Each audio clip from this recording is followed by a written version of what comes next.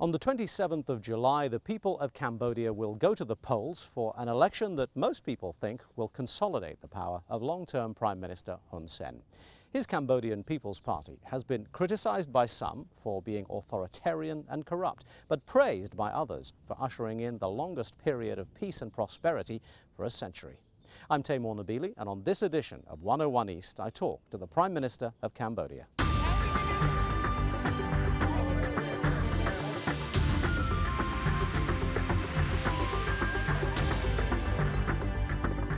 Mr. Prime Minister, now that you are poised to go into an election and win a majority for the first time in your tenure that is without serious opposition, can you tell us how you see your policies evolving in the light of these circumstances? What will the next 10 years involve?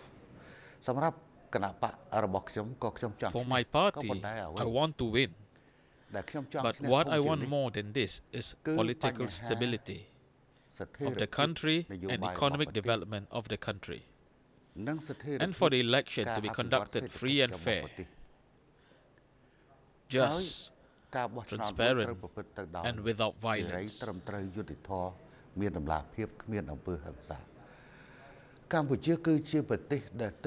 If we think of this particular moment, Cambodia has peace. And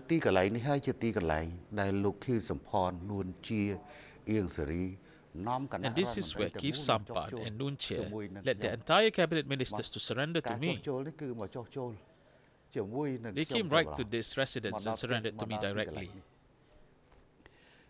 If we calculate until December, we have had peace for only 10 years. Agriculture has great potential in Cambodia. We cultivate rice only once a year, and the harvest is only up 2.5 tons in the rainy season and more than 3 tons for the dry season rice. But we are able to export more than 2 million tons. If we try to convert the cultivated lands to produce harvest twice a year and increase the average harvest to 3 tons per hectare by solving irrigation problems, Cambodia's export potential will be comparable to that of Vietnam.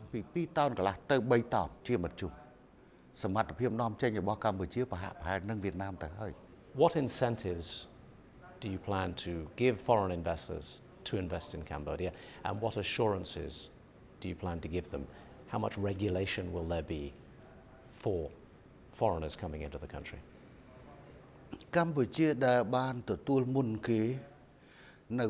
The first benefit for the investor is peace. I can also tell you that we give better incentives than other countries.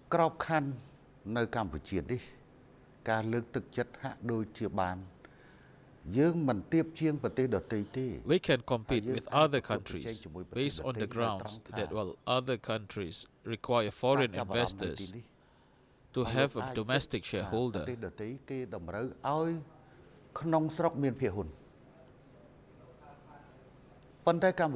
Cambodia allows them to have 100% ownership.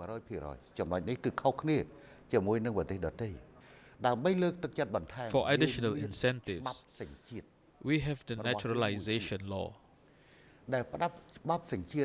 This legislation allows a foreign investor to apply for Cambodian citizenship. When they have Cambodian citizenship, they can also own land in the country. Is the weakness of the US dollar particularly difficult because of Cambodia's relationship with the dollar and because of what it's doing to commodity prices?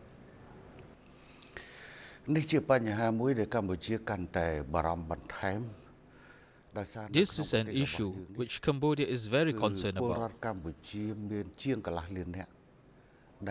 because in our country, More than 500,000 people are paid in US dollars, such as the garment factory workers, hotel staff, and company workers, and also foreign workers.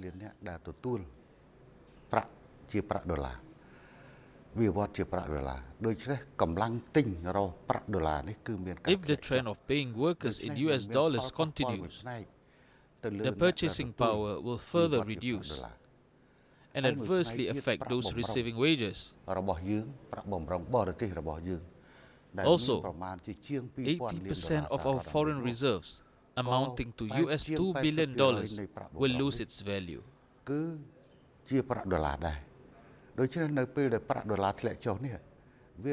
This poses difficulties for us.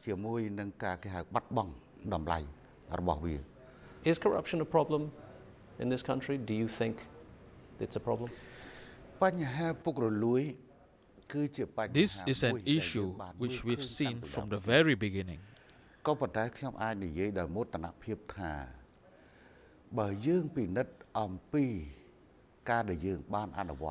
But I can proudly say that for all matters relating to corruption in the context of investment, we have a forum between the government and the private sector.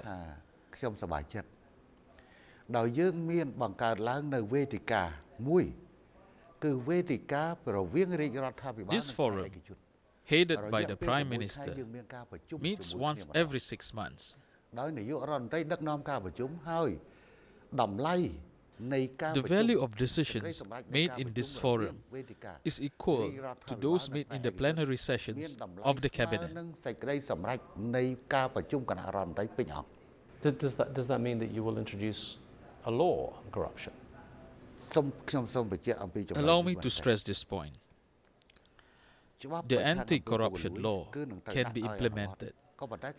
But my question is, can other countries which already have such a law effectively implement it? This includes the rich and powerful countries, which we consider strong in fighting corruption. The entire anti-corruption law will be passed. There has been a lot of discussion on this issue. I've submitted this bill to the National Assembly during its second term. But the National Assembly has returned the bill to the government in the third term. And in this third term, we have not resubmitted this bill to the National Assembly.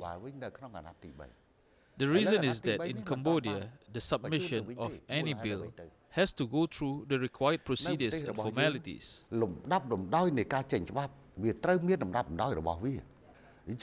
So, at this juncture, do we pass the criminal code first or the anti-corruption law first?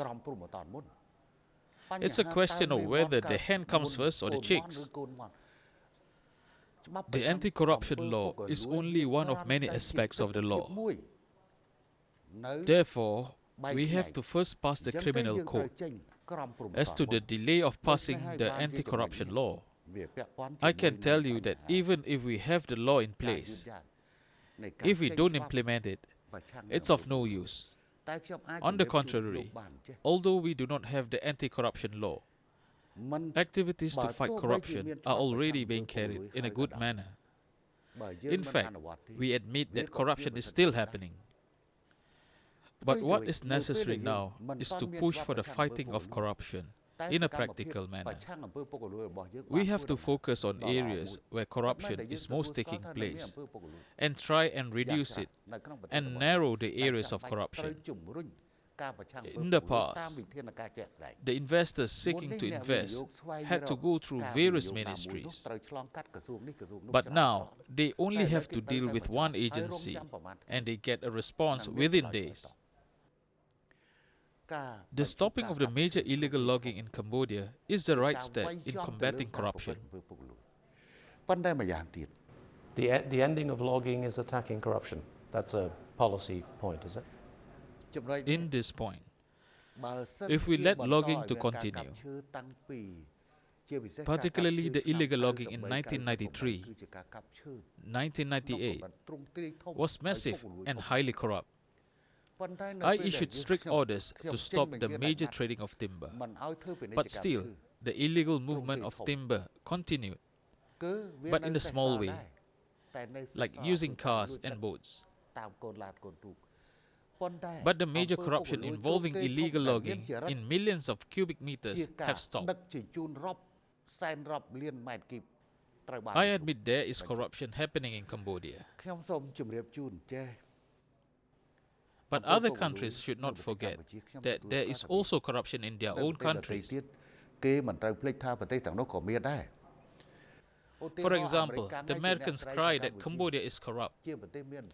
But when the American oil company Shell discovered oil of Cambodian seas, why did they invest in Cambodia? And at the same time say that Cambodia is corrupt?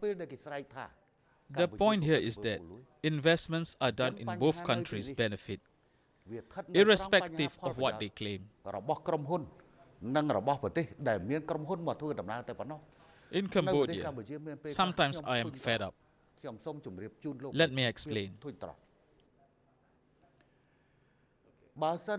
If the company from your country receives good concession from me, you will not criticize me because you are very pleased.